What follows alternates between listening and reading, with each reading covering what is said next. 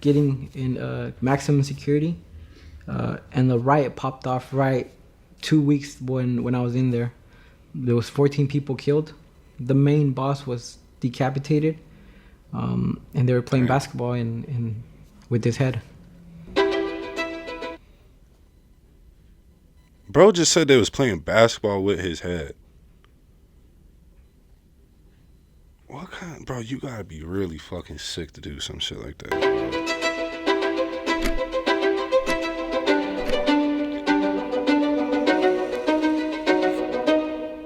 I was born in the state of Guerrero in Mexico. I was taken to the U.S. at a year and a half. I was raised in Southern California, in L.A., Compton. Normal, you could say, American childhood, around gangs and all that good stuff that corrupts a kid. Living in South Central Compton, Firestone region, it's very hectic, you know.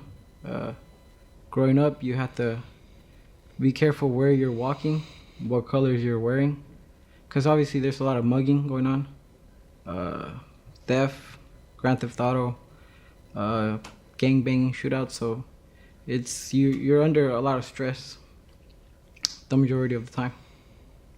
Lost Utah Medicaid? Already in Where there, can we bro. find a low-cost health plan? What about a plan that covers doctor visits?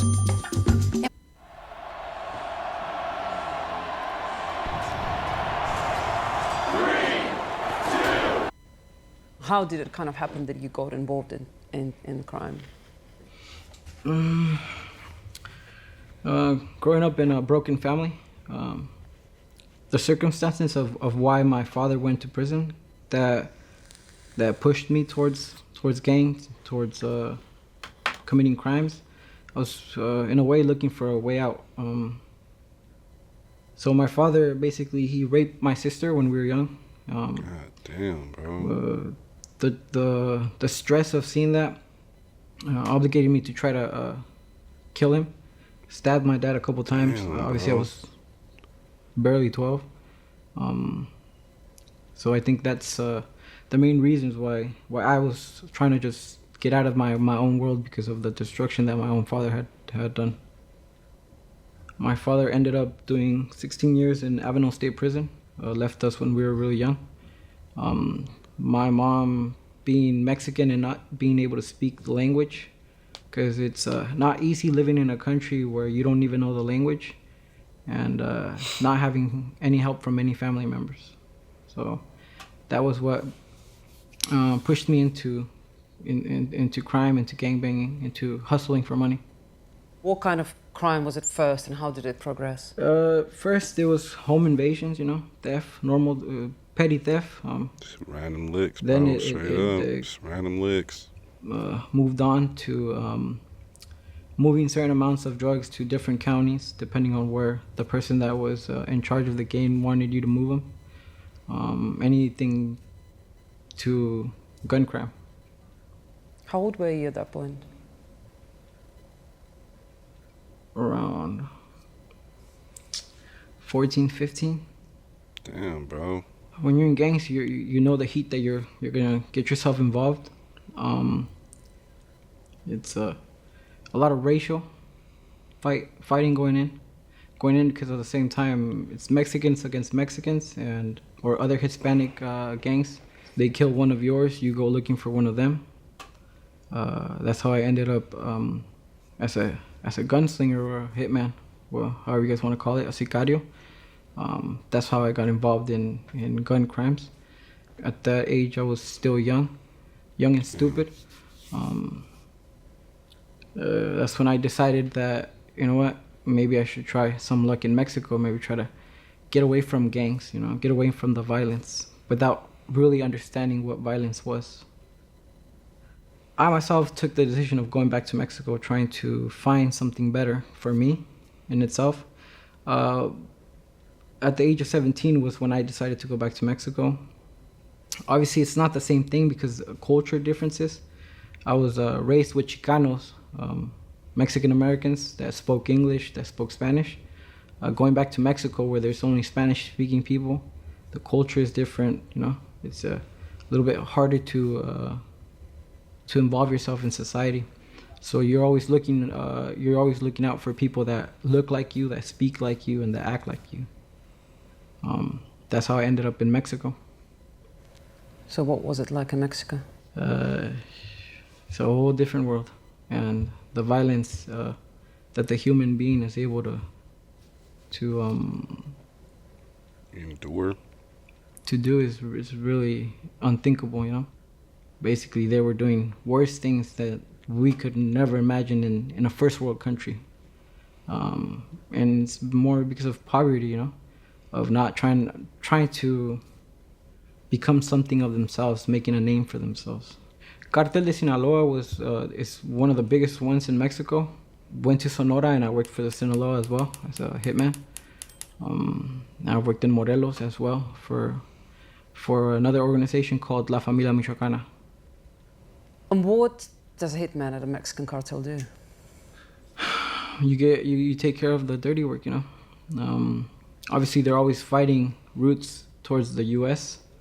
They're always fighting for the, how can you say this, for the permission of extortioning and stealing from the rich in whatever state they're in, and fighting the enemies. You know, that means going into cities and locating these. Bro, that cartel shit is wild for real. Like, them dudes play no games, bro. So if you messing with them, be careful for real, because they ain't playing no games. These rival hitmen, No these games. rival people, or rival drug lords, and taking them out. You have to understand that the cartels is two branches: the ones that traffic the drugs, and the military side of the cartel as well. I went to a location once for the Familia Michoacana. They had 5 tons of cocaine. They also had a how do you call it? How do you say it? Laboratorio. Laboratory of methamphetamine. I've never been towards that side of moving drugs or anything like that, because obviously you're talking about high quantities of drugs. I was more addicted to adrenaline of what I could do with the rifle, what I could do with the pistol. So when you're working as a sicario, obviously there's rules that you cannot pass if you want to keep yourself alive, because it's a very dangerous game, and that was something that was taught to me since the beginning. Never get high with anything that they move, in order for you to keep yourself on guard and on point on what you're doing. There's cartels that actually they pay their people with drugs, especially cartels that use methamphetamine. Obviously there's people out there that will get themselves in debt with the cartel or with a drug dealer. They have no way to paying their debt, and they get pulled in by force, and they maintain them with crystal meth, with cocaine. Obviously, the people that would do drugs, you would see them lasting 3 months, 2 months. They would end up getting murdered. So for us as sicarios, it would be something easy to spot the enemy sometimes because of their drug use, because of the way that they would act in under stress or under pressure from the cartels or from the government. I think it's just more like they're using them as, how you say it, cattle for the slaughter. If you're a professional, you know that what you do is you just put 2 in the chest and 1 in the head. That's it. It's better to have them dead than to have them to have evidence where the government will be able to incriminate you. Do you feel like in Mexico, if you want to kind of earn money, you have little choice but to get involved with the cartel?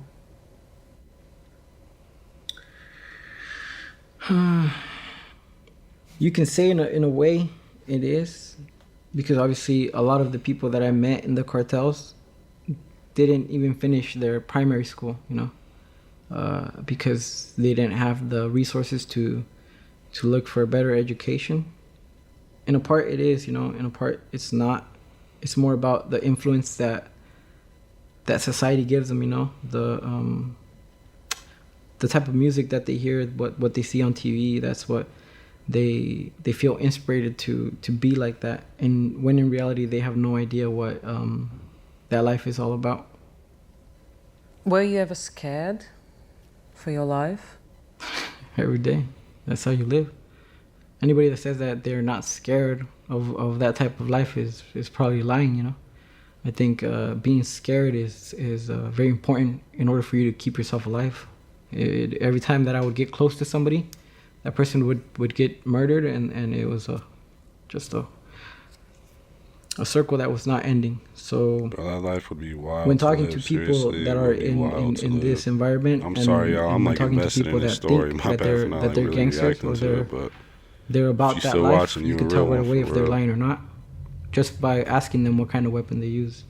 So you can tell when someone is an expert, and you It's can just tell when crazy, someone man, how is people live their lives. You know is what I'm just saying? bluffing it's on what they're just saying. everybody's so different. We have a saying, los huevos te llevan a la destrucción. You know, your balls as a man will get you killed right away.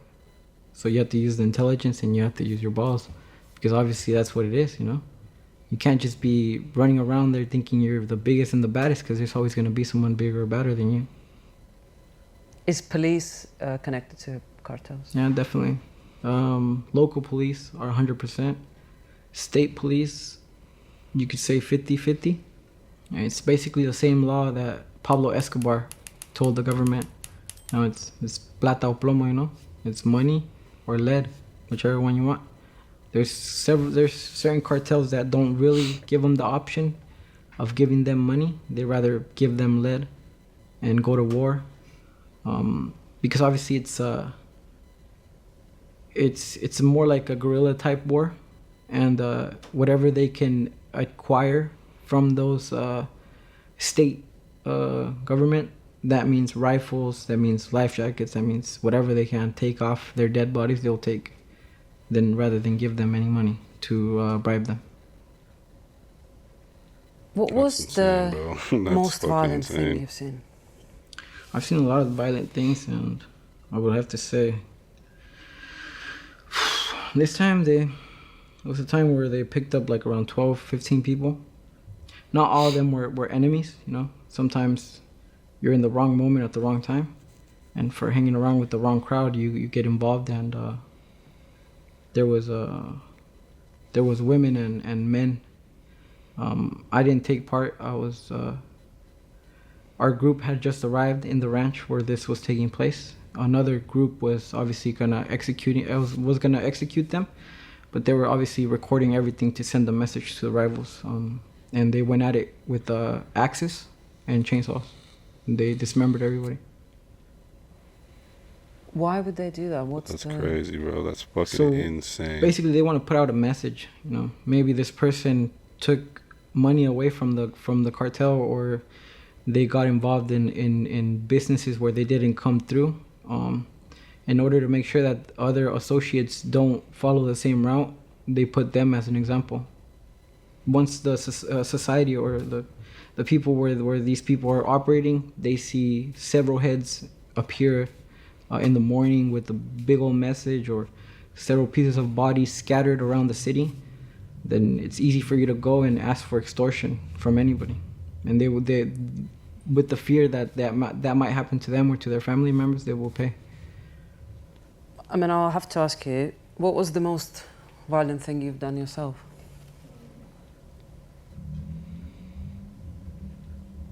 There's a lot of things, but one in particular was I was taking 2 recruits to do a task that was given to us. These recruits obviously were new. They didn't know what they were doing. They got nervous. They came back into the car and they told me that the people that were there were armed. We pull up near this person, and this person is obviously a rival. The person in the back seat, I was driving. The person in the back seat pulled out a rifle and shot him. He missed the shot, but injured him on the leg. At this moment, the rifle jammed. The recruit was panicking, I jumped out of the car, took the rifle, busted the bullet out, and cocked it back in, and I shot him again. This person was still agonizing, trying to drag himself through the pavement. The rifle jammed again, so I basically went up to him and smashed him with the butt of the rifle until his head exploded, and that was it. Bro, what the? Jumped back. You know how crazy that would be to just like walk up to somebody and just bomb, bomb, bomb, just. Gang, that is wild, bro. Like Car seriously, and left. that is wild. Obviously, there's more things that I've done but I'm not willing to discuss at the moment. How many people do you think you've killed overall? I've been I in don't the even game say, bro. for a long time. More than 70 probably. How can you just do that? When we Just, talk like, about being all of those cruel? people killed and tortured, have you ever thought back about them, thought about their families? What were the emotions you were going through? You have to understand that you can't It's just business, bro. take anything personal. It's only a job, you know. It's just business. It's only business, and the moment that you do take it personal, everything goes south. There's definitely there's honor in it. I think that's the only way that you survive, It's you know. wild, gang. That's the only way that karma doesn't hit you in your back, is by having honor. Obviously, honor in the way that how you handle yourself, you know. Obviously, there is sometimes that I think about a lot of things every day, you know. In my case, had no family. Try to avoid being even close to anybody that you had any feelings towards, because it could have they could use that as leverage. I mean, it sounds harrowing, but it also sounds like quite a lonely existence, I guess. It is. It is. So I know you went to prison. Can you explain how and why you got there? Yeah. They had killed someone real close to me, and I went out of my way to look for these people and get that situation taken care of. While I was in the area where I had taken care of these people, I was caught up by state and federal government, and I was arrested, taken, tortured, and then later on informed that I was being accused of murder in first degree. That's how I ended up in prison. How long did you do it? And what was the sentence? They wanted to give me 30 years of prison for murder. I only you did get? 3 years. Damn. Prison is a whole different ballgame to what prisoners in the U.S. might feel that prison is about. I've known a lot of inmates in Mexico that have been felons in the U.S. and that have spent time in federal prisons, and they tell me over there it's a 5-star hotel compared to where we're at now. If you have no family, I bet you have no shit. clothes, they don't give you squat. Basically, your family has to come in and drop you off clothes that they obviously ask of a certain color. That's insane, They have to bro. drop you off toilet paper. They have to drop you off soap, shampoo, It's insane. whatever you squad. need They don't to provide keep nothing. yourself clean inside a prison. They literally Your family don't has provide to give to you. nothing. Other than that, the prison system wild. basically makes sure that you have 3 meals a day and water. That's all they take That's care all of. they provide. The cells can go anything from 11 inmates to Damn, 11 I've inmates? seen 16 in one cell that is meant for 4 people. So you're What the speaking about fuck? having people sleeping on top of the toilet, underneath the bench that you have to have your food, in the middle of the what do you call it, that little So space you like that you have in the sitting middle of like the 2 this, and not like concrete in a beds chair and just and like 2 underneath that's the concrete crazy, beds. bro. A lot of people think that correctional officers are the ones that are in charge inside. They are Hell not. no. The ones that are in charge are the inmates and the cartel that runs the prison system. Because for every prison that there is a cartel behind it. The guards are sometimes they have no option, you know. It's like they're there between the sword and the wall. If they don't cooperate with what the cartel wants, then they know that they're going to be dealt with outside. So they try to just keep it chill, you know, in the way that they know who not to mess with and who they can obviously put their hands on. They're pretty down to earth, you know, because obviously they see other co-workers get killed for trying to oppose the cartel.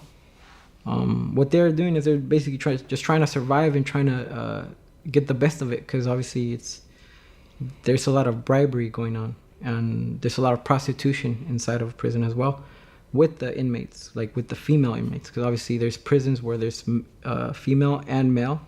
They're in different sections, but the prison guards, their money is prostituting the female inmates that are inside. When I ended up in prison, because of the nature of my case and for the cartel that I was working for, I was privileged to be moved to a certain area where I was entitled to several stuff, and obviously I was given a job that was interrogating anybody that was coming in for drugs, for homicide, for kidnapping. And we would go in with the permission of the security of the correctional officers, pull out smartphones, start taking pictures, start interrogating inside of the prison. When I arrived in prison, obviously they promise you the stars, that they're going to get you out, that they're going to help you, that they're going to continue on supporting you. Obviously those are all lies. Our current higher education financing system has become more complex and confusing and what they want is basically they want you to put whoever you have out there that is loyal to you as a person, because they know who you are, keep them working for their organization. So obviously when I saw that my case was not progressing and that I had no benefits in having a lawyer from the cartels, because at the end of the day, sometimes those lawyers are working for someone else, you know. So they're not there trying to get you out. They're there to make sure that you stay in. So I basically washed my hands and said, you know what, I'm done with you guys. I ain't with the rivals. I ain't with you. I just want to be left alone, because obviously my time here is gonna be long. They didn't accept that, and obviously there was repercussions. Was beaten to the degree where I have a broken rib, a busted eardrum. When I got better, I spoke to a lot of people that were in the prison with me, that were Chicanos, and they weren't just part of the cartel. They were just Chicanos, you know. And we made a riot. We popped the prison, like it's commonly known. We murdered two of their leaders, and made a big party. We got transferred to a state prison, a maximum security state prison, and I spent another year and a half in that prison. I think those were the most violent ones. The prison where I had come from was a prison of approximately 500 to 600 inmates, and I was taken to a prison where there was 13,000 inmates. I think it's one of my experiences that I will never forget. Just the amount of things that I saw inside. Ended up getting in maximum security, and the riot popped off right 2 weeks when I was in there. There was 14 people killed. The main boss was decapitated, and they were playing basketball with his head. The anti-riot correctional officers came, and They knocked on the door, on the maximum security door, to try to get in, and they weren't allowed in. They put all the dead bodies in the main entrance, and they told them that there was no problems inside maximum security, that all they wanted was them to take their trash. For a moment, I started laughing to myself. I was like, yeah, they're not gonna listen to us. They did. They went back. The people that lift up the dead bodies and the criminal investigations came in, took their pictures, and took the bodies. All that built up of violence and memories and people that you loved gone starts getting to you, starts eating up what you have left of a human inside of you. You have everything, you know. You have money, you have drugs, you have women, but you don't have peace, you know. You start thinking about what's there to come after you die, because you see people go left and right. And there was occasions where obviously you're in gunfights that last up to 2 hours, hour and a half, and you don't really know if you're gonna come out of those gunfights. So I started questioning everything, you know. Started questioning who I was and why I was there, and if what I was doing had any honor, you know, if it was worth dying for.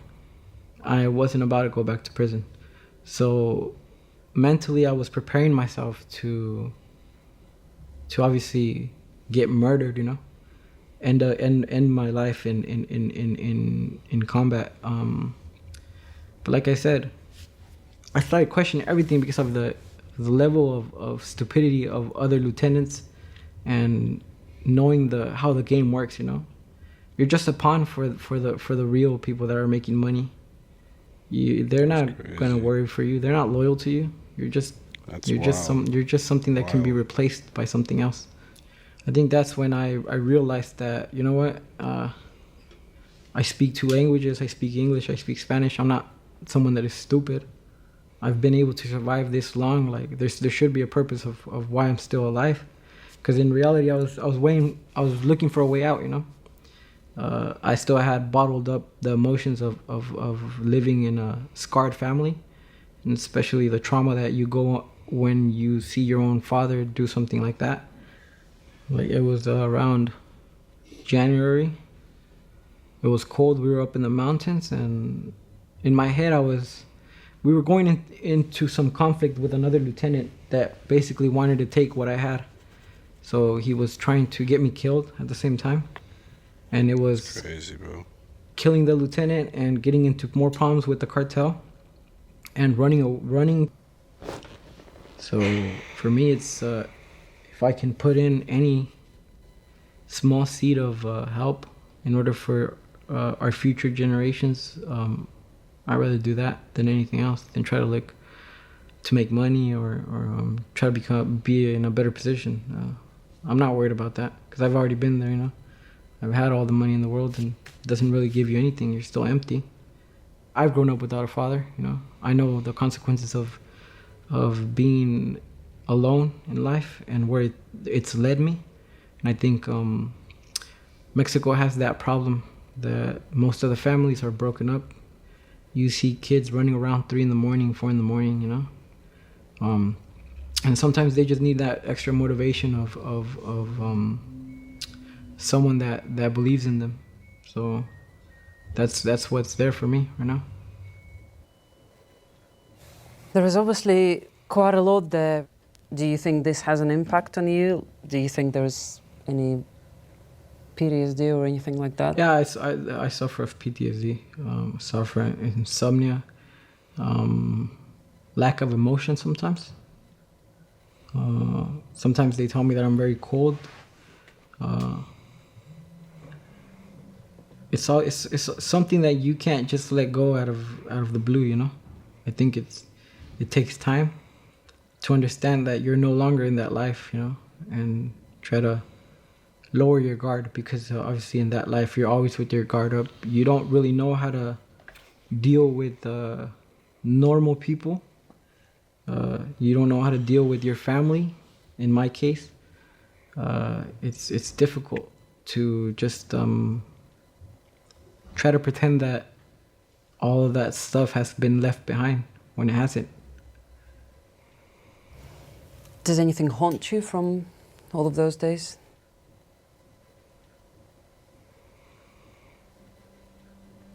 I would have to say no, because I know that I have not killed anybody that's innocent, you know? Obviously, if I was given several tasks to kill people's mothers, people's wife, and I have always objected it because that's not the person that I am. What's done is done, you know? And I think that I wouldn't change anything in my life because it makes me the person that I am today. There's no what ifs. You know? That's an imaginary world.